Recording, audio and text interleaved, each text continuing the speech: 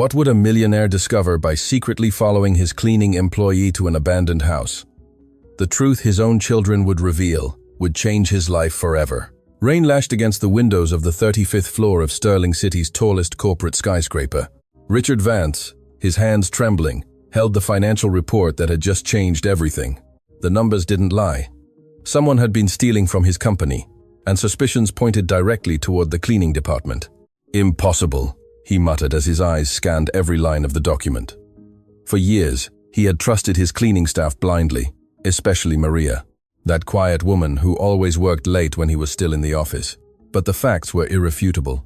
Expensive supplies were missing, specialized cleaning products that only the night staff had access to. The private investigator he had hired weeks ago had finally delivered his preliminary report. Security cameras showed suspicious movements, silhouettes carrying boxes after working hours. Richard felt as if his heart had been ripped out. How could the person he trusted most, the only employee who knew even the most private corners of his office, betray him this way? That night, as Maria finished her cleaning routine, Richard remained hidden in his office with the lights off.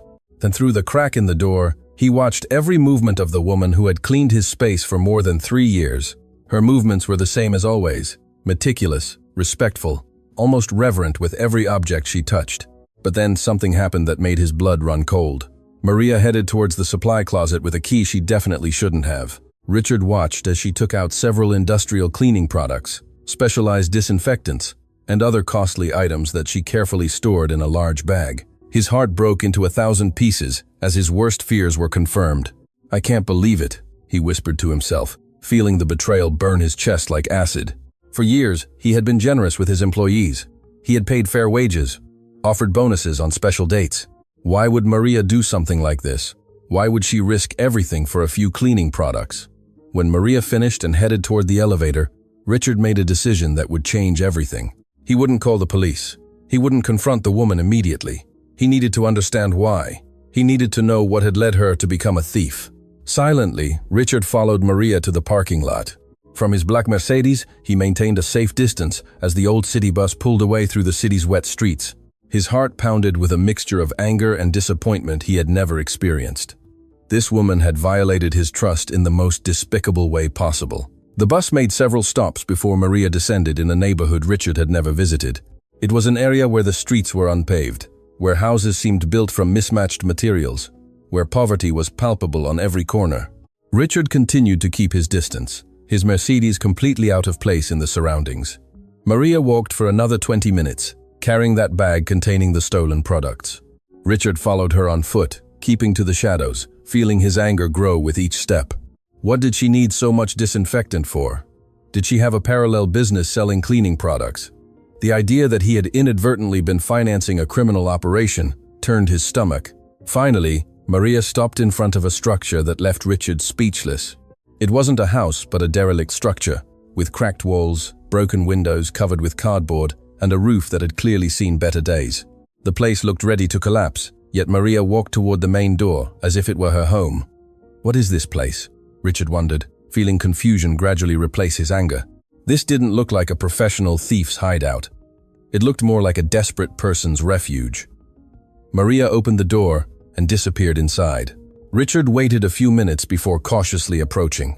The boarded-up windows prevented him from seeing anything, but he could hear voices inside. Voices that left him completely paralyzed. They were children's voices. "Mom, you're here," he heard a childish voice full of joy say. Daniel was coughing all night, and Sophia has a high fever.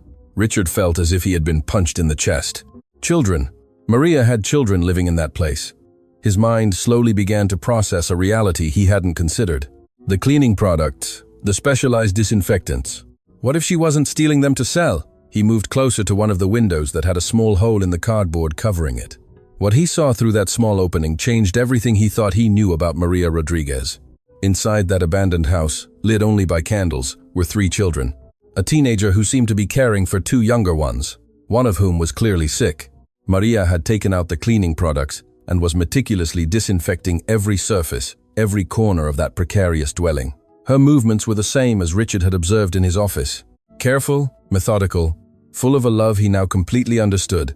"My little one, come here," he heard Maria tell the youngest child. "We have to cure that cough. I can't lose you too." Richard stumbled backward, feeling tears welling up in his eyes. 2? What did that mean? His heart broke as he realized he had misjudged this woman. She wasn't stealing out of greed or malice. She was stealing to survive, to keep her children alive in conditions no human being should face. But then, a child's broken voice pierced the night like a dagger. "Mom, will Dad ever come back? Will he come to help us, as he promised before he went to heaven?" The silence that followed was more devastating than any cry. Richard understood at that moment that this woman was not only fighting poverty, but also the loss of someone very important. And while he had been worrying about some cleaning products, she had been fighting an epic battle to keep her family alive. Richard remained motionless for several minutes, processing the devastating reality he had just discovered. His legs trembled as he silently moved away from the window, his mind struggling to comprehend how he had been so blind to the suffering of one of his most dedicated employees. He returned to his Mercedes with a broken heart, but he couldn't start the engine. His hands trembled so much that he couldn't insert the key. The child's words kept echoing in his head like a painful refrain. "Dad will come back someday." The innocence of that question, the desperate hope in that childish voice, had hit him harder than any business news he had ever received. He sat there, watching that dilapidated house, where a single mother struggled to keep her 3 children alive. Through the cracks in the walls, he could see the faint candlelight moving, creating dancing shadows that seemed to tell a story of resilience and unbreakable love. "My God, what have I done?" Richard murmured, burying his face in his hands. For weeks, he had been planning to fire Maria. He had considered pressing charges for theft. He had allowed distrust to poison every interaction with her. And all this time, she had been using those products to create a clean and safe environment for her sick children. He then remembered all the times he had seen Maria working late, always with a dedication he had found admirable, but which he now fully understood. Every extra minute she spent in the office meant additional money for her family. It meant another opportunity to bring home the necessary resources to support her children. Suddenly, he heard voices coming from inside the house. It sounded like some kind of crisis was unfolding. Richard silently got out of the car and approached the window again, his heart pounding with a mixture of worry and curiosity. "Mom, Daniel can't breathe well," he heard a little girl's voice say, full of panic. "He's turning very blue and making strange noises when he tries to take air." Richard watched as Maria moved frantically inside the room, carrying the youngest child while trying to calm him. The scene unfolding before his eyes was heartbreaking. A desperate mother trying to save her child with extremely limited resources. "Matteo, bring the vaporizer we made with the pot," Maria ordered in a trembling but firm voice. "Sophia, help me hold your little brother while we give him the steam. We're going to get him through this, my love. Mom won't let anything bad happen to you." Richard watched, fascinated, as that family improvised medical solutions with basic elements. Matteo, the eldest son, moved a pot of hot water near the little boy, creating a homemade vaporizer, while his sister held the baby's head. Their coordination spoke of a routine, established by necessity, of siblings who had learned to care for each other in impossible circumstances. "Why does Daniel get so sick, Mom?" Sophia asked with that brutal honesty only children possess. "Is it because we live here? Is it because we don't have heating like my classmates' houses?" The silence that followed was more eloquent than any answer. Richard watched as Maria struggled to hold back tears while continuing to apply the improvised steam to her youngest son's airways. The girl's question had touched upon a devastating truth that everyone in that family knew but no one dared to fully verbalize. "My love," Maria finally replied with a broken voice, "sometimes life gives us very difficult challenges. But the important thing is that we have each other, and Mom will do everything possible to make sure you are well. Dad is watching over us from heaven, and he wants us to be strong." Richard felt tears beginning to roll down his cheeks. The strength of this woman, her ability to maintain hope in such desperate circumstances, moved him in a way he had never experienced. All his life he had been surrounded by luxury, by comforts, by immediate solutions to any problem. He had never faced the reality of having to choose between buying medicine for a sick child or paying the rent for a decent home. "Mom," Matteo said with a maturity that broke his heart, "tomorrow I'm not going to school. I'm going to stay to take care of Daniel and Sophia while you work. Besides, I heard they need helpers to load boxes at the central market. Can I earn some extra money?" "No, my son," Maria replied firmly, though her voice trembled with emotion. "Your education is the most important thing. It's the only way you can someday have a different life than mine. I will not allow you to sacrifice your future for our current situation." "But Mom, we need the money," Matteo insisted. "And besides, If Daniel gets worse, someone has to be here to take him to the public hospital. You can't miss work, because we need that salary." Richard realized he was witnessing a conversation that constantly repeated itself in that family, the terrible decision between immediate survival and future hope. Every day, Maria had to choose between caring for her sick children or keeping the job that kept them alive. And her children, barely children, were already taking on responsibilities that belonged to adults. "Listen to me closely," Maria said, pulling her 3 children into a collective hug that Richard could clearly see through the window. "I know the situation is very difficult right now. I know you're cold, that Daniel is sick, that sometimes there's not enough food, but I promise you this will change. Mom is working very hard to get a better place to live." "Really, Mom?" Sophia asked with those bright eyes full of childlike hope. "We're going to have a house with heating? And Daniel will be able to breathe better?" "Yes, my love," Maria replied, although Richard could detect the uncertainty behind that promise. "We're going to have a real home, with rooms for each of you, with hot water, with everything you deserve." Richard felt his heart break as he realized Maria was making promises she likely couldn't keep. With her cleaning lady's salary, even working overtime, it would be almost impossible for her to get her family out of that situation. And yet, she continued to feed her children's hope, because it was the only thing that kept them together and eager to fight. It was then that he heard something that completely changed his perspective on the entire situation. "Matteo," Maria said in a low voice, believing the younger children couldn't hear, "I need you to know something important. The job at Mr. Vance's company. Lately, I've had to take some things from the office, cleaning products, disinfectants. I know it's wrong, but with Daniel so sick and no money to buy medicine—" "Mom, you don't have to explain anything to me," Matteo interrupted with a wisdom that didn't match his years. "You always do the right thing. If you took those things, it was because you had no other option. Dad always said that when it comes to protecting the family, a parent does whatever is necessary." Richard gasped. Maria was confessing to her eldest son that she had been taking products from the office, but the way she did it was not that of a criminal justifying her actions. It was that of a desperate mother, explaining to her son why she had to compromise her own moral values to keep them alive. "But son," Maria continued with tears in her eyes, "I want you to understand that this is not what I want to teach you. Under normal circumstances, I would never take something that doesn't belong to me. Your father was an honest, hard-working man, and he wanted you to grow up to be people of integrity. What I'm doing now is only until we find a solution." "Mom, Dad would do the same if he were here," Matteo replied, hugging his mother. "He taught us that the most important thing is to take care of the family, and you are doing exactly that." Richard had to lean against the wall to keep from falling. The conversation he had just heard had impacted him more deeply than any previous experience in his life. This woman had been tortured by the guilt of taking those products. She had been teaching her children that what she was doing was not right, but that sometimes extreme circumstances forced people to make impossible decisions. Suddenly, Daniel began to cough violently, a wet, worrisome sound that made the whole family mobilize immediately. Richard watched as Maria carried the little boy while Matteo and Sophia ran to bring more hot water for the improvised vaporizer. "Daniel, my love, calm down," Maria whispered as she rocked the child. "Mommy is here. Everything will be okay. Breathe slowly, just like I taught you."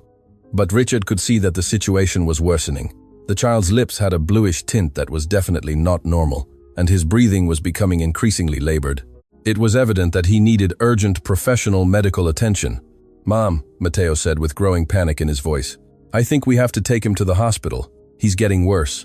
"My son, you know we don't have money for a private hospital," Maria replied in desperation. "And at the public hospital, they'll take hours to see us.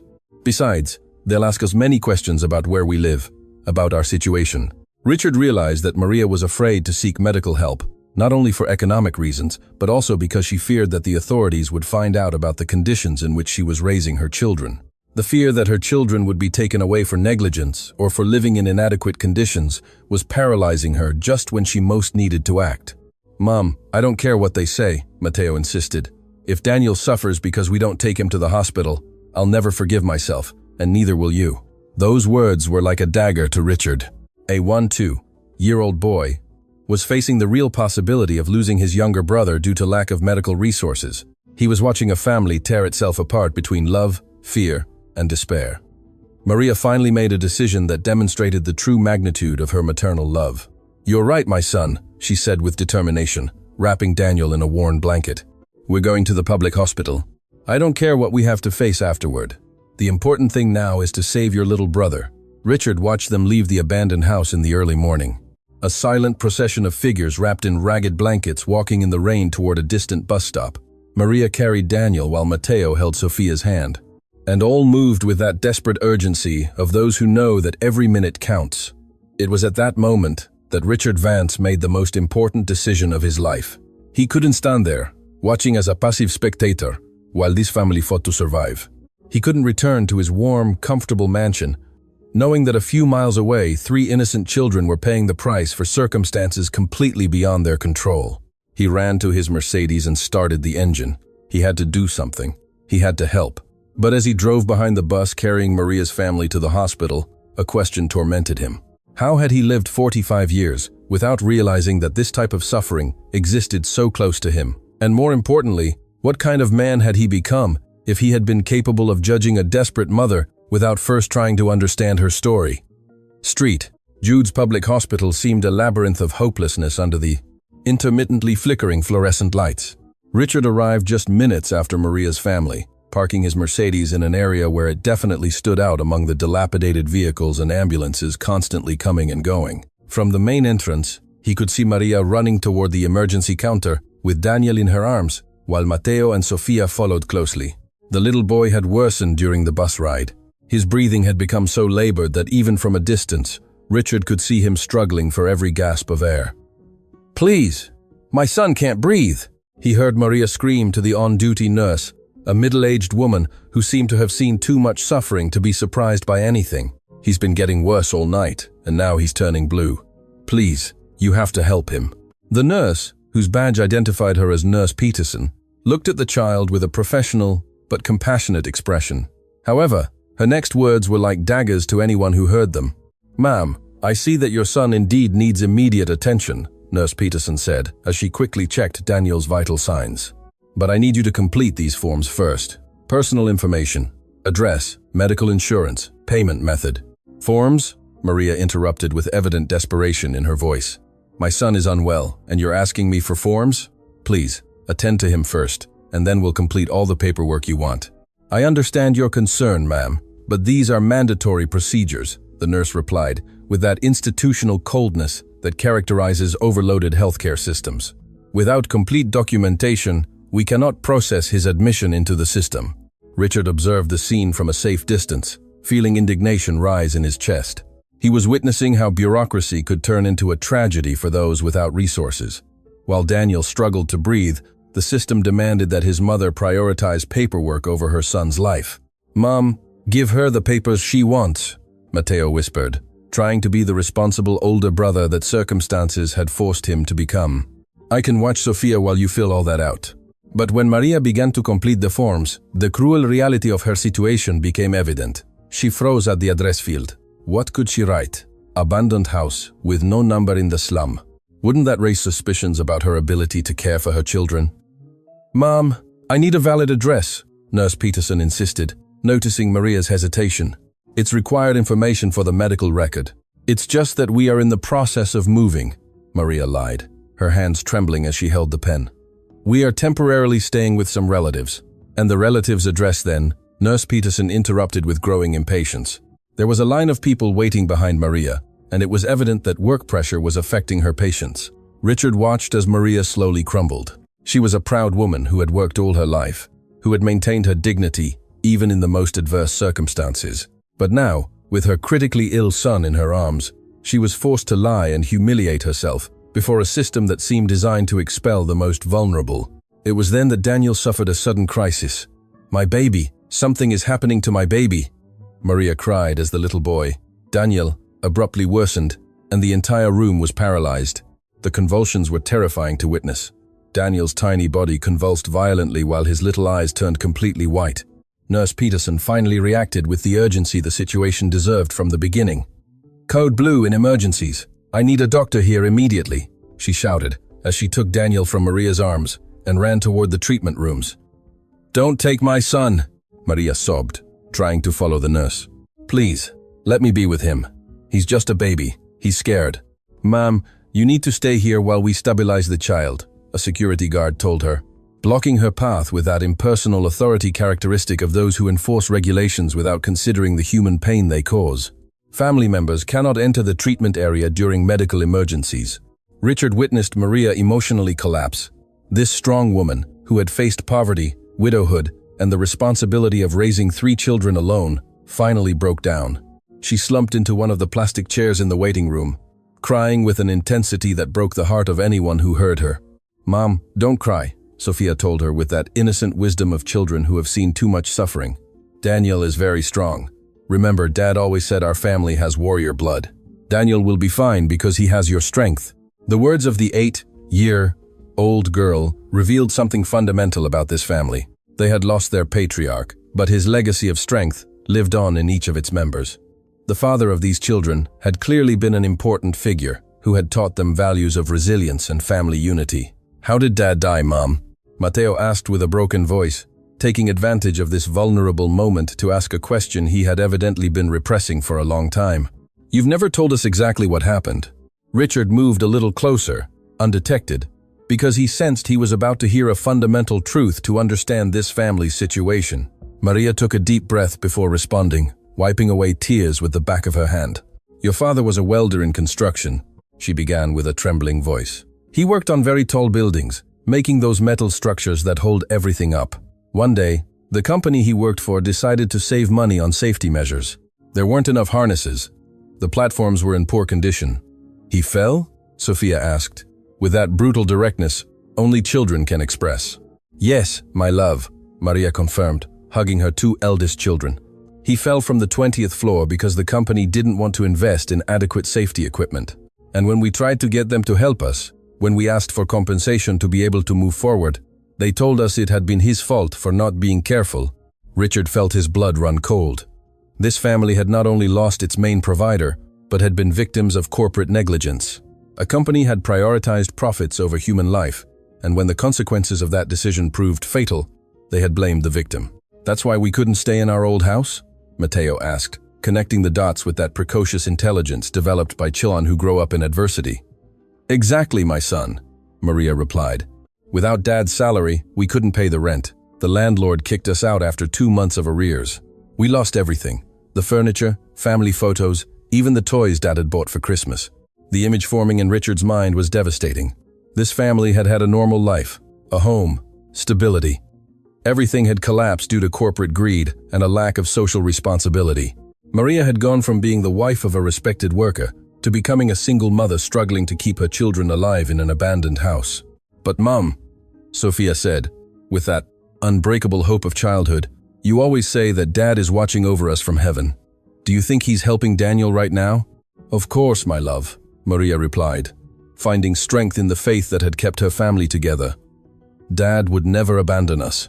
He's talking to the doctors right now, telling them exactly how to cure Daniel." It was at that moment that the doctor appeared, a young man who looked exhausted but maintained the professional serenity necessary to deliver medical news. Richard moved close enough to hear everything he had to say. "Morales family?" the doctor asked, consulting his clipboard. "Yes, I'm the mother," Maria replied, standing up immediately.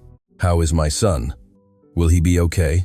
"Your son Daniel has a severe respiratory infection, complicated by malnutrition and prolonged exposure to adverse environmental conditions," the doctor explained with medical terminology that sounded terrifying to untrained ears. "The seizures were caused by lack of oxygen due to obstruction of his airways." "What does that mean in simple words, doctor?" Matteo asked, again assuming that adult role that didn't belong to his 12 years.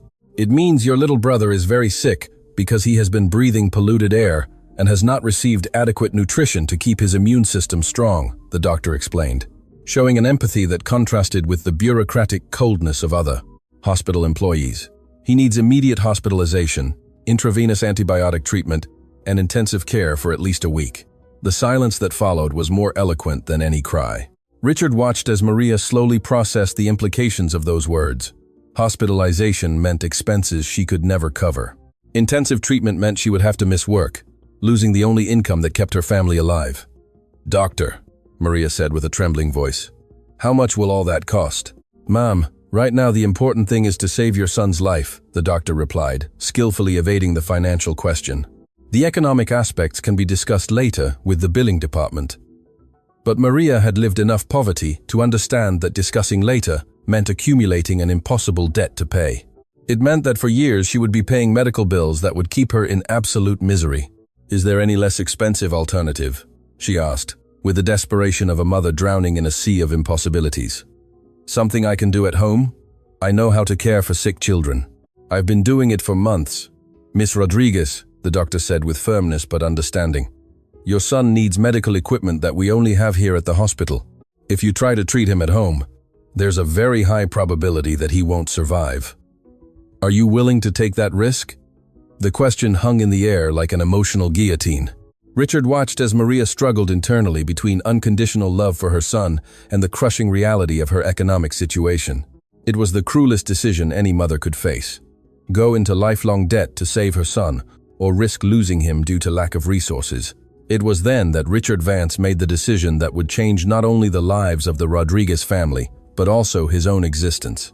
He stepped out of the shadows where he had been observing and approached the group directly. "Excuse me, doctor," he said with that natural authority that money and power confer. "I am Richard Vance, and I will cover all of Daniel Rodriguez's medical expenses. I want him to receive the best available treatment, no matter the cost." Maria turned to him with an expression of absolute shock. Her eyes filled with confusion, hope, and terror simultaneously. She couldn't comprehend why her boss, the man from whom she had been stealing cleaning products, was standing in the emergency room of a public hospital, offering to pay for her son's treatment. "Mr. Vance," Maria stammered. "What? How? Why are you here?" Richard looked directly into her eyes, and in that gaze was a mixture of shame, admiration, and determination that Maria had never seen before. "Maria," he said with an emotional voice, "I have come to ask for your forgiveness." The silence in the emergency room became so dense that it seemed even the medical machines had stopped making noise. Maria looked at Richard with an expression that combined shock, confusion, and pure terror. Her children had instinctively sought refuge behind her, not understanding why their boss had appeared out of nowhere at the most vulnerable moment of their lives. "Forgiveness?" Maria repeated, her voice barely audible, as if the words were stuck in her throat. "Mr. Vance, I don't understand what's happening. How did you know we were here? Why do you want to help Daniel?" Richard took a deep breath, knowing that the following words would define not only the future of this family, but also the kind of man he would become from that moment on. "Maria, I need to confess something terrible," he began, his voice trembling with genuine emotion. "For weeks, I've been investigating you. I believed you were stealing cleaning products from the office. I hired a private detective. I reviewed the security cameras. I spied on you as if you were a criminal." Maria's eyes filled with tears as she understood the magnitude of the situation. Her worst nightmare was coming true. She had been discovered, but what devastated her most was not the fear of the consequences, but the shame that her children would hear their mother had been labeled a thief. "Mom is not a thief," Mateo declared with that protective fierceness that children develop when they see their parents being attacked. "My mom is the kindest person in the world. If she took those things, it was because we needed them so we wouldn't get sicker." "I know, son," Richard replied, addressing Mateo directly, with a respect that surprised everyone present. "And you're right. Your mom is not a thief. I was an idiot who understood nothing." "Are you going to put us in jail?" Sophia asked, with that heartbreaking innocence of children who have learned too early that the world can be cruel to the vulnerable. "No, my love," Richard replied, kneeling to be at the girl's height. "No one is going to jail, and no one is going to hurt your family ever again." The doctor, who had been listening to this entire conversation, discreetly cleared his throat. "Excuse me, but I need to know if you are authorizing immediate treatment for Daniel. The child needs to be transferred to intensive care right now." "Authorize everything," Richard ordered without hesitation. "The best available treatment, the best room, the best specialists. Money is not an issue." "Mr. Vance," Maria interrupted, finding her voice despite the overwhelming situation. "I can't allow you to do this. I have no way to pay you back. With my cleaning lady's salary, it would take me a lifetime to return that money." "Maria," Richard said, standing up and looking her directly in the eyes. "After what I've discovered tonight, after seeing how you've been living, after understanding why you took those products, I'm the one who should be paying. I should be paying for having been so blind, so insensitive, so completely oblivious to the suffering that was happening right under my nose." "What do you mean by, after what you've discovered?" Maria asked, although a part of her feared the answer. Richard lowered his gaze, ashamed to have to admit how much he had violated his employee's privacy. I followed you home. I saw where you live. I saw how you care for your children. I saw how you use those products I thought you were stealing. Maria's expression changed from confusion to absolute horror. The idea that her boss had seen the deplorable conditions in which she was raising her children, that he had witnessed her greatest shame, filled her with such deep humiliation that she felt physically ill. You saw the abandoned house, she murmured, covering her face with her hands. You saw how we live. You saw that I don't have hot water, that there's no heating, that my children sleep on mattresses on the floor. I saw an extraordinary mother doing the impossible to keep her children alive, Richard interrupted with a firm and emotional voice. I saw a woman who takes cleaning products not to sell them, but to disinfect a house where no one should live, but which she is turning into a safe home for her babies. That's not true. Maria exploded, shame transforming into desperation. I'm a terrible mother. My children are living like animals because of me. Daniel is here because I couldn't give him a decent home where he could breathe clean air. Don't say that, Matteo cried, hugging his mother with an intensity that surprised everyone. You are the best mom in the world. Dad always said you were stronger than 100 men combined. Matteo is right, Sophia added, joining the family hug. Mom, you give us love every day. You make us feel safe. You teach us to be good. That's more important than having a nice house. Richard watched this scene of unconditional love and realized that he was witnessing something that he, despite all his wealth, had never experienced. These children did not love their mother despite the poverty. They loved her precisely because she had sacrificed everything, even her dignity, to protect them.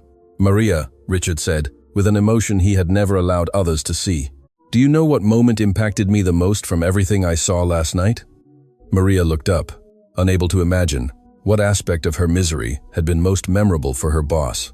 It was when I heard Daniel asking if Dad was coming back from heaven. Richard continued, his voice breaking slightly. And then, when I saw you confessing to Matteo that you had taken those things from the office, I saw a woman tortured by guilt, teaching her children that what she was doing was wrong, but that sometimes extreme circumstances force us to compromise our values. Because it's wrong, Maria murmured. Stealing is wrong, no matter the reason. You weren't stealing, Richard exclaimed with a passion that surprised even the doctor, who had been listening to the entire conversation with growing fascination. You were taking disinfectant to clean your sick children's home. You were using cleaning products to create the most hygienic environment possible in impossible conditions. But they didn't belong to me, Maria insisted, clinging to that moral integrity that had been her guide throughout the crisis. You're right, Richard admitted. They didn't belong to you, but you know what? They belonged to me. And if I had been a better boss, a better human being, I would have seen that one of my most dedicated employees was struggling to survive. I would have noticed that you arrived early and left late, not out of ambition, but out of economic desperation. The doctor finally intervened with renewed urgency. Excuse me, but we really need to transfer Daniel immediately. His oxygen levels are dropping again. Go, doctor, Richard ordered. Do whatever is necessary. I want medical reports every hour. As a stretcher carried Daniel to intensive care, Maria collapsed into a chair, overwhelmed by the emotional intensity of the situation.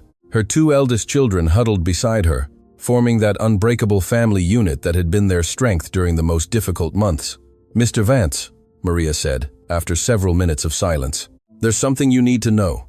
Something about why we ended up living in that abandoned house. Richard sat opposite her, preparing to hear more details of a story that had already deeply impacted him. My husband, my children's father, was named Fernando, Maria began, her voice acquiring that nostalgic quality people have when speaking of lost loved ones. He was an industrial welder. He worked on constructing skyscrapers and bridges. He was a good, hard-working man who dreamed of giving his children a better life than he had had. What happened to him? Richard asked, although he sensed the answer would be painful. He was working on the construction of the new Vance Tower corporate complex, Maria continued, unaware of the impact those words would have on Richard. The construction company had decided to save money on safety equipment. The harnesses were in poor condition. The platforms did not comply with regulations, but they pressured the workers to finish quickly. Richard felt his blood run cold. Vance Tower was a project he knew very well. It had been one of his company's most lucrative contracts in recent years. Fernando fell from the 18th floor because the work platform collapsed, Maria continued, now openly weeping. When I tried to hold the company responsible, they told me it had been his negligence for not properly checking his equipment. They denied me any compensation and threatened to sue me if I kept insisting. What company was it? Richard asked, although a part of him already knew the answer and desperately hoped to be wrong. Vance Construction, Maria replied. Vance Enterprises. The same company where I work now, cleaning the offices of the man whose company killed my husband. The silence that followed was so absolute that one could hear the hum of the hospital's fluorescent lights. Richard felt as if the ground had opened beneath his feet. For years, Maria had been working for him, cleaning his office, knowing every detail of his professional life while guarding the most devastating secret possible. Did you know who I was when you applied for the job? Richard asked, in a voice barely audible. Of course I did, Maria replied with a calm that contrasted dramatically with the emotional storm in her eyes. I knew exactly who you were, the owner of the company that had killed my husband and then destroyed my life financially. Why? Richard asked, completely overwhelmed. Why did you come to work for me? Why didn't you confront me? Why didn't you seek revenge? Maria looked at her two children who had been listening to this revelation with expressions of growing shock and confusion. Because I needed the job, she replied simply. Because my children needed to eat. Because revenge wasn't going to bring Fernando back to life, nor was it going to pay our bills. And because Fernando always taught me that hatred only poisons the one who feels it. But I am responsible for your husband's death, Richard stammered, tears streaming freely down his face. My company, my decisions about costs, my pressure to deliver projects quickly. Yes, Maria confirmed, with a serenity that was more devastating than any angry scream. You are responsible, but hating you wasn't going to feed my children. Working for you, yes. At that moment, Richard Vance understood that he had been in the presence of a human greatness that he could never achieve, no matter how much money he accumulated or how much power he obtained. This woman had found the strength to work for the man responsible for her tragedy. She had maintained her professionalism and integrity while cleaning the office of the one who had destroyed her family. Maria, Richard finally said, there are no words to express how sorry I am. There is no way to compensate for what my negligence caused your family. But I swear on the lives of my own children that I will dedicate the rest of my existence to correcting this error. What exactly does that mean? Matteo asked, with that natural distrust developed by children who have seen adults make promises they don't keep. Richard looked at the 1-2-year-old boy who had taken on adult responsibilities too soon and made the most important decision of his corporate life. It means your family will never again suffer hardship, he declared, with a determination that surprised even himself. It means you will have a decent home, complete education, guaranteed medical care, and everything your father wanted to give you when he worked on my projects. Why should we trust you? Sophia asked, with that direct honesty of children. You already heard us once. Richard knelt again to be at the height of the 8-year-old girl who had just asked him the most important question of his life. Why? He replied with an emotional voice. Your family has taught me tonight what it truly means to be human, and because I will never again allow my ignorance to cause so much suffering. The next few hours at the hospital unfolded like an emotional roller coaster that no one in that waiting room would ever forget. Richard had remained there all morning, canceling important meetings, ignoring emergency calls from his company, completely absorbed in a reality he had never considered, the suffering of the people who worked for him. Every 30 minutes, nurses came out with updates on Daniel. The little boy had been connected to multiple machines, his tiny body fighting an infection that had progressed more than initially thought. The doctors had explained that weeks of living in unsanitary conditions had severely compromised his immune system. Mom, is Daniel going to die? Sophia asked, with that childlike crudeness that cuts like a knife after seeing another doctor leave with a worried expression. No, my love, Maria replied. Although Richard could detect the uncertainty behind those words. Daniel is strong like his dad. He's going to pull through. Richard watched as this family faced the possibility of another devastating loss. They had already lost Fernando. They had lost their home, their economic stability, their social dignity. The idea that they could also lose Daniel was simply unbearable to contemplate. Mr. Vance, Matteo said suddenly, breaking the tense silence that had settled in the waiting room. Can I ask you a question? Of course, Richard replied, surprised by the seriousness in the boy's voice. Do you have children? The question hit Richard like a punch to the stomach. Yes, he had children. 2 teenagers who lived in a mansion, who attended expensive private schools, who had never faced a single real difficulty in their privileged lives. children who knew him more as a provider of money than as a present father. Yes, he admitted in a low voice. I have 2 children.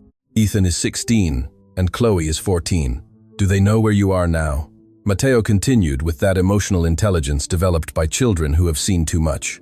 No, Richard confessed, realizing he hadn't even thought of contacting his own family to explain his absence.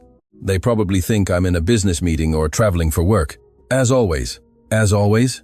Sophia repeated with genuine curiosity. Richard realized that these children, who had tragically lost their father, could not comprehend how someone could have living, healthy children, but choose to be absent from their lives.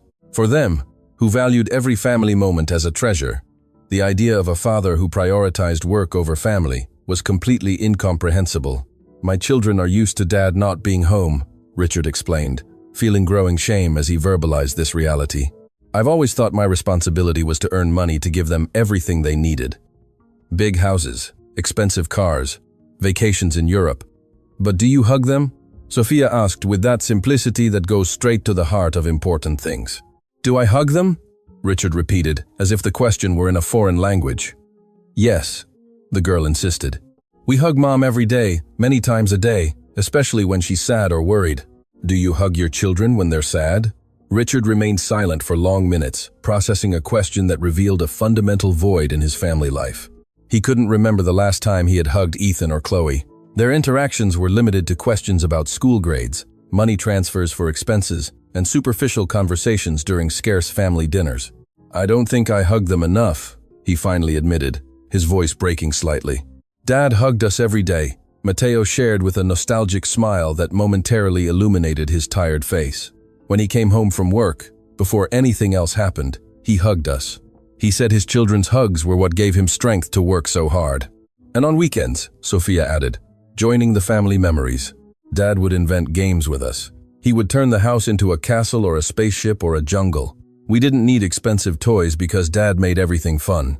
Richard listened to these descriptions and realized that Fernando Rodriguez, an industrial welder with modest income, had been infinitely richer than him in the only things that truly mattered. He had had the unconditional love of his family, had built precious memories with his children, had been the emotional center of his home. Do you know what we miss most about Dad? Maria asked, joining the conversation with a soft voice but laden with emotion. What? Richard asked, preparing for another lesson about what it truly meant to be a father. The stories, Maria replied with a smile that mixed joy and sadness. Every night, Fernando would invent different stories for the children. Stories where they were the heroes, where they overcame obstacles, where they learned important lessons about being good people. He invented them? Richard asked, fascinated by a concept he had never considered. Completely, Matteo confirmed. Dad said the best stories were the ones that came from the heart, not from books. He told us adventures where Daniel was a superhero who could fly, where Sophia was a princess who saved kingdoms, where I was an explorer who discovered new worlds. And, always, Sophia added with growing enthusiasm.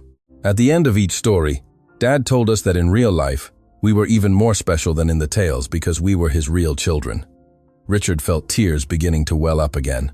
These children had lost a father who had not only loved them, but had invested time, creativity, and emotional energy in nurturing their imaginations, in making them feel valuable, in building their self-esteem day after day.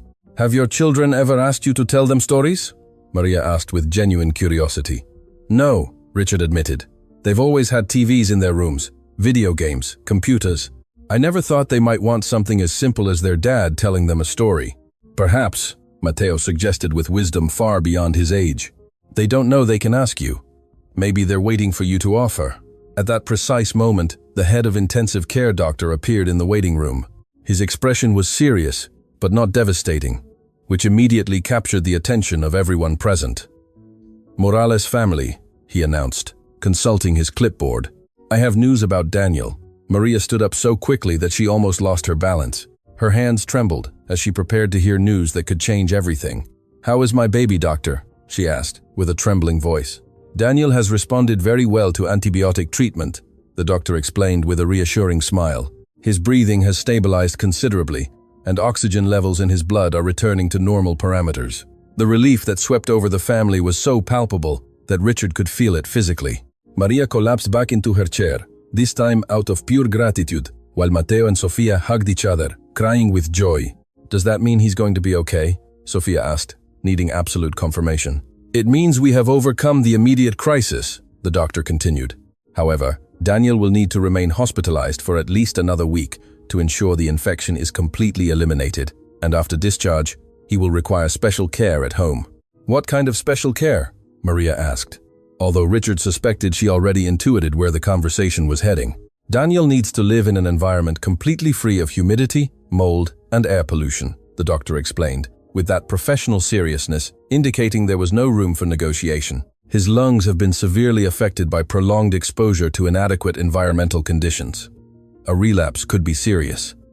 The silence that followed was devastating. Everyone in that room knew that the abandoned house where the Rodriguez family lived did not remotely meet those medical requirements. In fact, it was exactly the type of environment that could put Daniel at risk if he returned there. "Doctor," Richard said, standing up with determination, "what kind of housing would be ideal for Daniel's recovery?" "A house with adequate heating and ventilation systems, no humidity problems, preferably with air purifiers, and definitely no exposure to mold or deteriorated building materials," the doctor replied, basically describing everything opposite to where the family lived. "Understood," Richard said firmly. "That won't be a problem." "Mr. Vance," Maria interrupted, immediately understanding the implications of those words.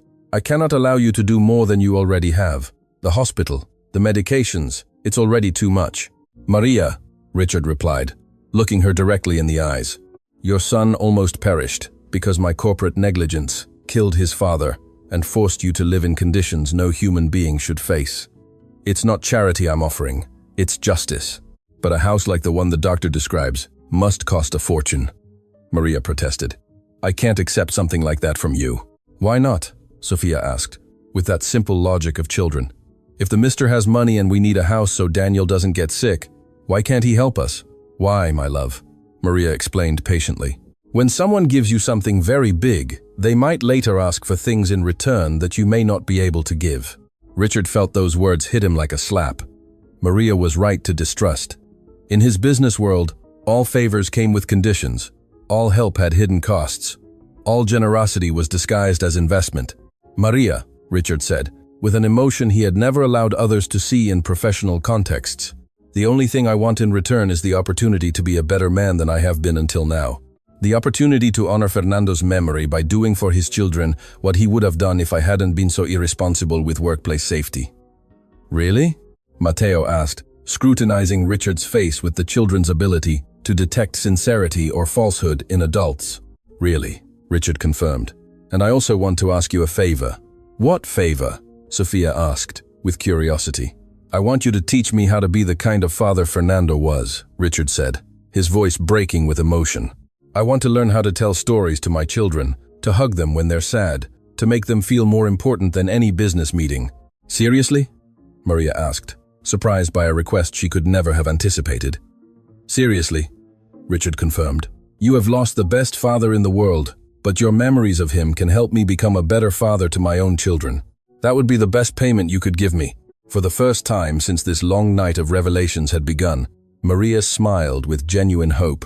"I believe," she finally said, "that Fernando would be very proud to know that his legacy is going to help another family find itself." 3 days after the promise made at the hospital, Richard Vance stood in front of a beautiful 2-story house in the Willow Creek Estates residential neighborhood, holding the keys in one hand and a purchase contract in the other. It had not been an impulsive decision. He had spent 72 hours meticulously researching every detail to find the perfect home for the Rodriguez family. The house had everything the doctor had specified for Daniel's recovery. A central heating system, air purifiers in every room, large windows that allowed abundant natural light, and most importantly, it had been built just 2 years ago with materials completely free of humidity and mold. But Richard had gone beyond the medical requirements. The property had 4 spacious bedrooms, 2 full bathrooms, a modern kitchen with new appliances, a backyard where the children could play safely, and was located in an area with excellent public schools. It was exactly the kind of home Fernando Rodriguez would have dreamed of providing for his family. "Are you sure about this, Mr. Vance?" asked Miss Helen Dubois, the real estate agent who had handled the express purchase. "It's a very generous decision, but also very costly." This property is worth more than many people earn in 10 years. I am completely sure, Richard replied without hesitation. Besides, it's not generosity, it's very overdue justice. As he awaited the arrival of the Rodriguez family, Richard reflected on the extraordinary changes that had occurred in his life during those 3 days. He had cancelled important meetings, delegated business decisions that he would normally consider crucial, and for the first time in years, he had put other people's needs above his own financial ambitions. More importantly, he had had the most honest conversation of his life with his own children. The night before, he had arrived at his mansion before 8 p.m. for the first time in months. Ethan and Chloe were dining alone in the main dining room, as was their usual routine, while he typically worked late or attended business events. "Dad," Chloe had said, surprised to see him appear so early. "Is everything okay at the company? We didn't expect to see you until the weekend." Those words had broken his heart. His own children were surprised to see him home during the week, as if his paternal presence were an extraordinary event that only occurred occasionally. "I need to tell you something very important," he had told them, sitting with them for the first time in months. "And I need to apologize for the kind of father I've been until now." Over the next 2 hours, he had told them the whole story. Maria, the abandoned house, Daniel in the hospital, Fernando's death on one of his construction projects, and the devastating lesson about what it truly meant to be a present father. "Dad," Ethan had said with a maturity that surprised him, "we know you work hard to give us a good life. We've never felt that you don't love us. But," Chloe had added with that direct honesty she inherited from her mother, "we have felt that you don't really know us, as if you know we exist, but you don't know who we are." Those words had been more impactful than any business criticism he had received. His children didn't blame him for working so much, but they recognized that he had missed the opportunity to know them as individual people, with dreams, fears, unique personalities. "What can we do to change that?" he had asked them, genuinely interested in hearing their ideas. "Well," Chloe had responded after careful thought, "you could start by asking us how our day was when you get home. Not just if we did our homework or got good grades. And maybe," Ethan had added, "you could tell us stories about when you were a kid. We never know anything about how you grew up, what you like to do, how you met Mom." Richard had promised that all that would change, and had started that very night by telling them about his own childhood, about the mistakes he had made in prioritizing financial success over human relationships, and about how a family in crisis had taught him lessons no business school could offer. Now, standing in front of the Rodriguez family's new home, Richard felt a mix of nervousness and excitement he hadn't experienced since he was a young entrepreneur building his first company. But this time, success would not be measured in economic profits, but in the smile of a mother who could finally give her children a dignified home. The taxi stopped in front of the house exactly at 2 p.m., as agreed. Daniel had been discharged from the hospital that morning, and although he still looked fragile, his cheeks had regained some of the healthy pink color of childhood. Maria got out of the vehicle first, followed by Mateo, who carefully helped Daniel down, while Sophia immediately ran to the front garden. "Mom, look how beautiful these flowers are," Sophia cried, pointing to the rose bushes that decorated the entrance. "And there's a swing on that tree." "Sophia, don't touch anything," Maria warned automatically with the caution of someone who had learned not to expect too much from life. "This is not our house. We are here to see it, but we don't know if—" "Maria," Richard interrupted softly, approaching with the keys extended towards her. "This is your house, completely yours." The silence that followed was so profound that one could hear the wind moving the leaves of the tree where a swing was indeed installed. Maria looked at the keys as if they were magical objects that could disappear if she touched them. "What do you mean, completely ours?" Mateo asked, with that protective distrust he had developed during months of uncertainty. "I mean," Richard explained, kneeling to be at the height of the 3 children, "that the house is fully paid for, that it is deeded in your mom's name, and that no one can ever take it from you." "It's ours forever? Really forever?" Daniel asked, with that small voice that still showed signs of his recent illness, but shone with cautious hope. "Really forever," Richard confirmed, feeling his eyes fill with tears at the look of astonishment on the little boy's face. Maria finally took the keys with trembling hands. For months she had dreamed of this moment, but she had never believed it was possible. She had nightly fantasies where she imagined her children running around a real house, sleeping in real beds, bathing with hot water. But she had always woken up in that abandoned house where reality brutally hit her. "Can we go in and see it inside?" Sophia asked, practically jumping with excitement. "Of course," Richard replied, leading the family toward the front door. "It's your home. You can do whatever you want." When Maria opened the door, what they found inside exceeded all expectations they could have had. Richard had not only bought the house, he had completely furnished it with everything necessary for a family with 3 children. In the main living room, there was a comfortable 3-seater sofa, a solid wood coffee table, a large screen TV mounted on the wall, and most importantly, a library full of children's and young adult books. The kitchen was fully equipped with new appliances, complete dinnerware, and the pantry was stocked with enough food for several weeks. "Mom, there's a staircase," Matteo shouted, running to the second floor like a normal 1-2-year-old boy for the first time in months. "And each room has its own bed," Sofia added, who had followed her older brother upstairs. Richard had paid special attention to the bedrooms. The master bedroom had a queen-size bed with new bedding, a spacious closet, and a dresser with a mirror. The children's rooms were decorated appropriately for their ages. Matteo's had a desk for studying and educational posters. Sofia's was painted in soft tones with a single bed decorated with new dolls.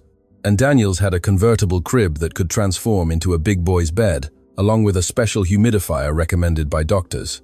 "Mr. Vance," Maria said, her voice broken by emotion. "This is too much.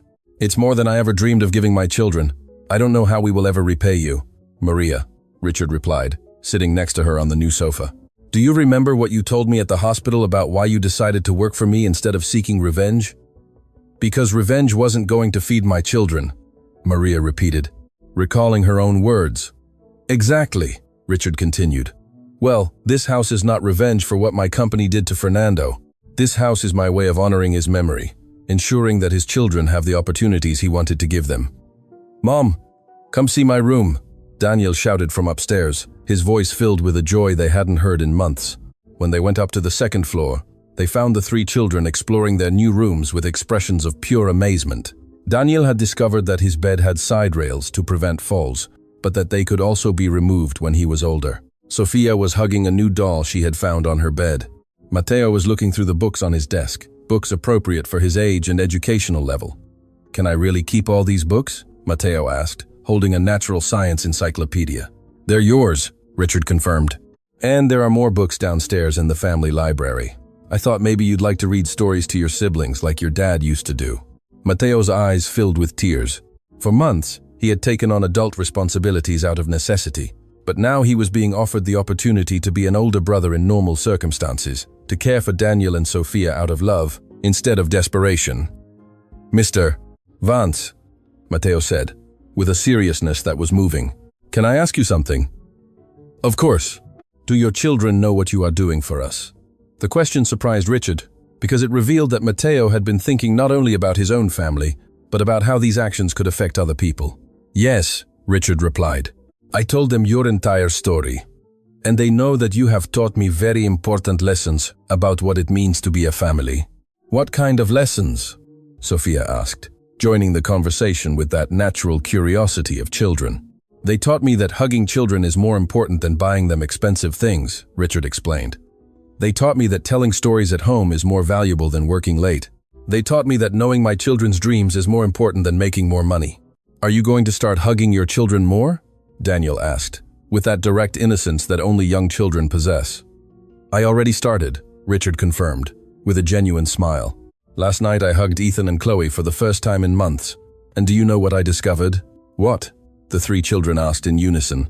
"That they also needed those hugs, but they didn't know how to ask me for them." Maria, who had been listening to this conversation while exploring the master bathroom with its new shower and hot water, approached the group with tears streaming down her cheeks.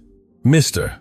Vance," she said, with a voice laden with emotion, "Fernando would be very proud to know that his story is helping another family find itself." "Do you really believe that?" Richard asked, genuinely needing that confirmation. "Completely," Maria replied without hesitation. "Fernando always said that tragedies only made sense if we turned them into opportunities to make the world a little bit better." "Mom," Sofia said suddenly, "can we invite Mr. Vance and his children to dinner here someday so we can get to know them and maybe teach them some of the games Dad taught us?" The suggestion took Richard completely by surprise. These children, who had lost so much, who had suffered so much due to his company's negligence, were now offering to share their new happiness with his family. It was a level of generosity and forgiveness that deeply moved him. "I'd love to," Richard replied, "and I'm sure Ethan and Chloe would also love to meet you." Can we show them how Dad taught us to put on plays? Sofia exclaimed with growing enthusiasm. And Matteo can tell them some of the stories Dad invented for us. And Daniel can teach them his favorite songs, Matteo added, carrying his younger brother with that protective tenderness he had developed during the difficult months. Richard watched this spontaneous planning of a family reunion and realized that he was witnessing something extraordinary. These children were not thinking in terms of us versus them, or poor versus rich. They were thinking simply in terms of families who can help each other to be happier. There's one more thing I want to show you, Richard said, leading the family toward the master bedroom window that overlooked the backyard. In the yard was something that had taken days of special planning. A small raised garden bed with fertile soil, gardening tools appropriate for children, and seeds for vegetables and herbs that the family could grow together. Fernando always wanted to teach his children to grow their own food, Richard explained. Maria told me at the hospital that he talked about having a garden where they could learn where real food comes from. Dad told you that? Matteo asked, surprised that Richard knew such intimate details about his father's dreams. Your mom told me, Richard clarified, and I thought maybe you could teach me too. I've never planted anything in my life. Yes, Daniel shouted, clapping his small hands that already looked stronger after medical treatment. We can plant tomatoes and lettuce, and carrots, and pretty flowers for Mom, Sofia added, always thinking of making her mother happy. Maria approached the window and observed the garden with an expression that mixed gratitude, astonishment, and a deep melancholy. It was exactly what Fernando had dreamed of for his family. And although he was not physically present to see it, his spirit and values were completely alive in this moment. Fernando, she murmured softly, speaking to her deceased husband as if he could hear her. Our babies finally have the home you wanted to give them. Richard realized that he was witnessing a sacred moment, an instant where love transcends death, and where postponed dreams finally find realization. It was not just a house he was delivering.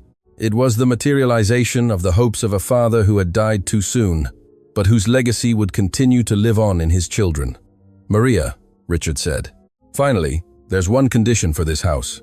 The instant panic that appeared in the woman's eyes broke his heart, but it was necessary to establish this specific condition. What condition? She asked with a trembling voice. That you allow me to change all workplace safety policies at Vance Enterprises, Richard replied with absolute seriousness. That you help me implement protocols that guarantee no other worker suffers what Fernando suffered. That you turn your husband's tragedy into the salvation of other workers. Maria looked at him for long seconds, processing the magnitude of what he was proposing. Are you serious? She finally asked. Completely serious, Richard confirmed. I want Fernando Rodriguez to become the namesake of the strictest workplace safety program in the entire construction industry. For the first time since the loss of her husband, Maria felt that the tragedy that had destroyed her life would finally have a purpose that would honor Fernando's memory in the most meaningful way possible. I accept, she said with a firm voice. I accept with all my heart. The first family dinner between the Vance and Rodriguez families took place a week after the house was delivered.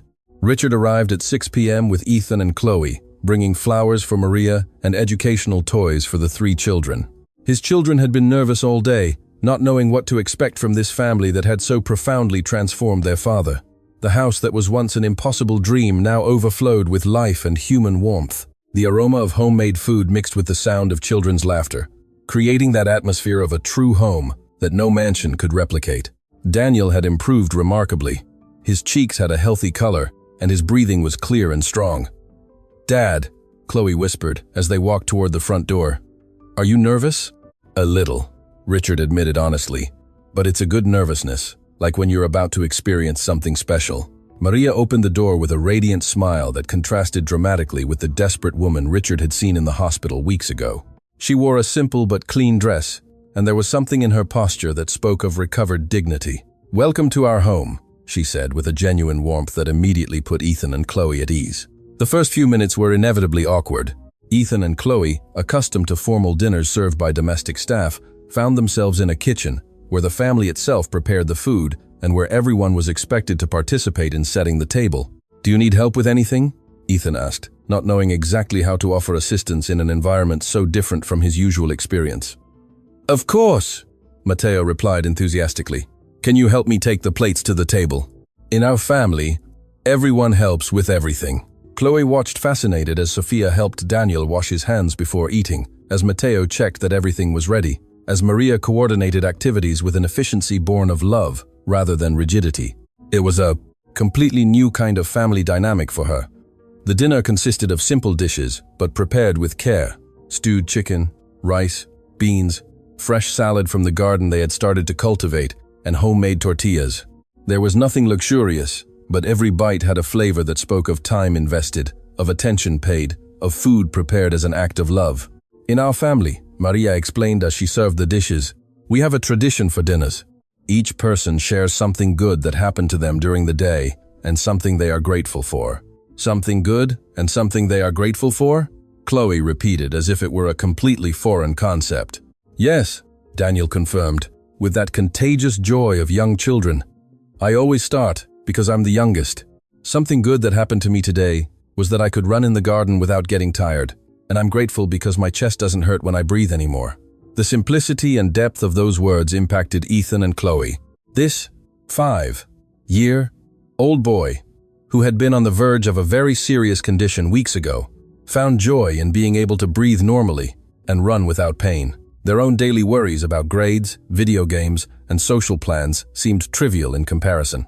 I'm next, Sophia announced. Something good that happened to me was that I found a butterfly in our garden, and it stayed on my finger for a long time, and I'm grateful because I have my own room where I can keep all my treasures.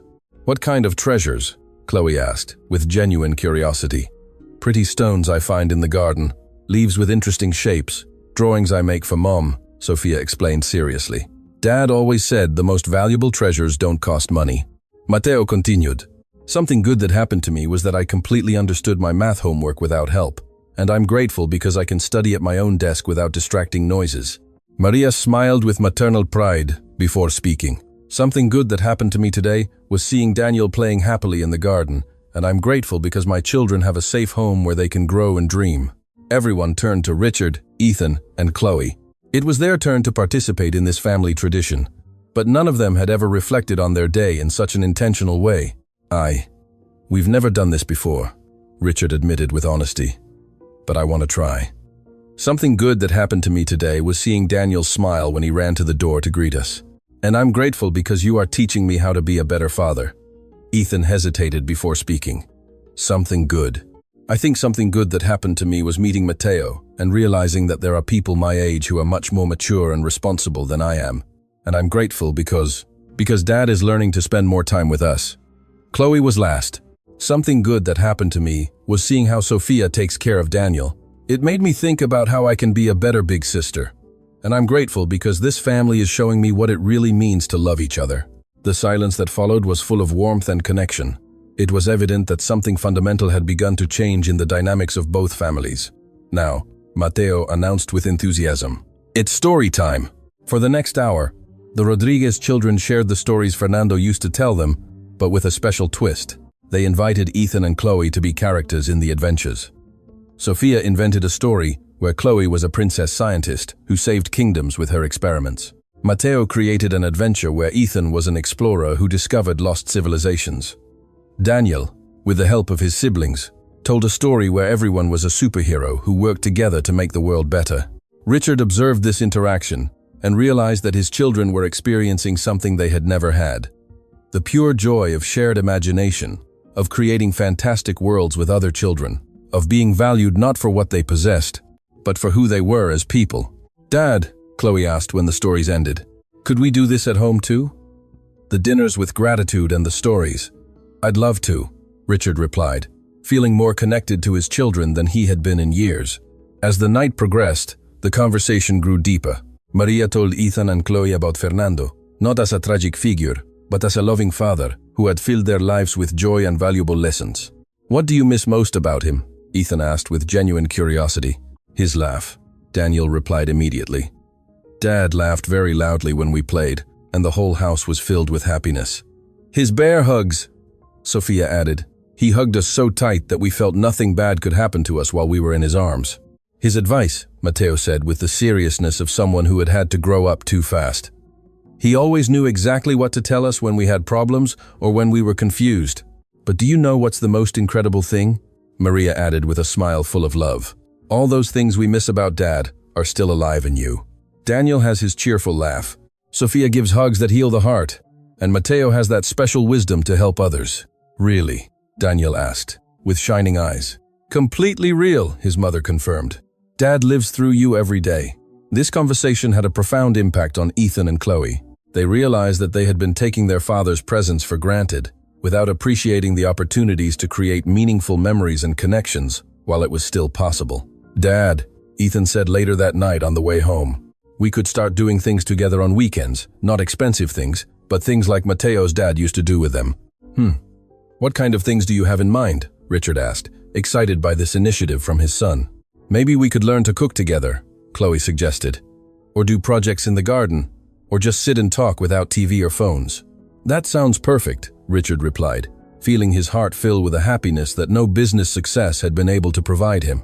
3 weeks later, Richard was in his office, but this time not working late.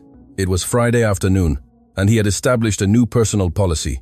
No more work after 5 p.m. on Fridays, and weekends were sacred for family. Maria had begun working as a workplace safety consultant for Vance Enterprises, helping to design protocols that would protect other workers from tragedies like the one Fernando had suffered. Her intimate knowledge of the human consequences of corporate negligence had made her a powerful voice for change. Mr. Vance, Maria said, entering his office with a folder full of documents. I have the final report on the new safety measures for the Fernando Rodriguez Safety Initiative. Over the past few weeks, they had worked together to implement the strictest workplace safety standards in the industry. Highest quality protective equipment, mandatory daily inspections, comprehensive training for all workers, and an emergency fund for the families of any employee injured on the job. What are the results? Richard asked, although he already knew the answer from the weekly reports. 0 workplace accidents across all our constructions during the last 3 weeks, Maria reported with evident pride. Workers say they feel safer and more valued than ever before. Oh, and the financial impact? Initial costs were significant, Maria admitted, but savings in insurance, legal claims, and lost time due to accidents are already offsetting the investment. Furthermore, our reputation as a responsible company is attracting better workers and more prestigious contracts. Richard smiled, remembering how he used to think that workplace safety was an unnecessary expense that reduced profits. Now he understood that it was an investment in human lives that also turned out to be an excellent business decision. Maria, he said, closing the folder. Can I ask you something personal? Of course. Do you ever feel that Fernando would be proud of what we have achieved? Maria smiled with that serenity she had developed during months of healing. Every day, especially when I see other workers returning safe and sound to their families, knowing that their children won't go through what mine did. And your children? How are they adapting to all the changes? Daniel is completely healthy. Doctors say there are no traces of the respiratory infection, Maria reported with maternal joy. Sofia is flourishing in her new school. Her teachers say she is a bright and compassionate child. And Mateo? What about Mateo? Mateo surprises me every day, Maria continued with pride. He has started talking about studying civil engineering when he grows up. He wants to design buildings that are completely safe for all workers. Seriously? He says he wants to continue the work his dad started and that you are helping to finish, Maria explained. He wants the name Rodriguez to be synonymous with safe construction. Richard felt tears welling up in his eyes. Fernando's son had not only overcome the tragedy, but was transforming it into an inspiration to dedicate his life to protecting others. Maria, he finally said, I want to make you a proposal. What kind of proposal? I want to establish a university scholarship fund in Fernando Rodriguez's name, Richard explained with growing enthusiasm. For children of construction workers who want to study engineering, architecture, or any career related to making the industry safer. Are you serious? Completely serious. And I want you to administer that fund, Richard continued. Who better than Fernando's widow to decide which young people deserve the opportunity to turn tragedies into solutions? Maria was speechless for several minutes, processing the magnitude of what Richard was proposing. Do you know what this means? She finally asked. It means Fernando Rodriguez will become a force for good that transcends his own death, Richard replied. It means his legacy will save lives for generations. I accept, Maria said with a firm and emotional voice. I accept with all my heart, and in Fernando's name. That same night, in the house that now overflowed with life and happiness, the two families reunited for dinner. But this time there was an additional tradition. At the end of dinner, they lit a special candle in honor of Fernando Rodriguez. Dad, Sofia said, addressing the candle as if Fernando could hear her. Today, Mr. Vance told us about the scholarships that will help other children study to do safer jobs. Are you proud of us? At that moment, as if the universe wanted to answer the girl's question, a gentle breeze moved the window curtains, making the candle flame dance in a special way. Dad is here, Daniel whispered, with that absolute certainty of young children. He's telling us he is proud. Richard observed this scene and realized that he had witnessed the most extraordinary transformation of his life. A tragedy had been converted into redemption, an injustice had been transformed into justice, and a death had given life to a legacy that would protect countless future families. Do you know what's the most incredible thing about this whole story? Richard said, looking at all the children present. What? They asked in unison. That Fernando Rodriguez will never just be a name on a tombstone, Richard explained with deep emotion. He will be the name on university scholarships that help young people study. He will be the name on safety protocols that save lives. He will be the name other workers remember when they return safely to their homes every night. And he will be the name we carry with pride forever, Mateo added. With that maturity, he had developed through adversity transformed into purpose. Exactly, Richard confirmed. Fernando Rodriguez has become immortal, not because he is physically with us, but because his love, his values, and his sacrifice continue to make the world better every day. At that moment, with two families united around a table, with a candle honoring the memory of a good man, and with the future shining with promises of lives saved and dreams fulfilled, everyone understood that they had witnessed something extraordinary. Fernando Rodriguez's death had been a tragedy, but his legacy had become the most beautiful story of redemption, love, and hope any of them could have imagined. And every time a worker returned home safe and sound, every time a young person received a scholarship to study, every time a family did not have to suffer what the Rodriguez family suffered, Fernando Rodriguez would continue to live. Because true love never dies, it only transforms into increasingly beautiful ways of making the world better.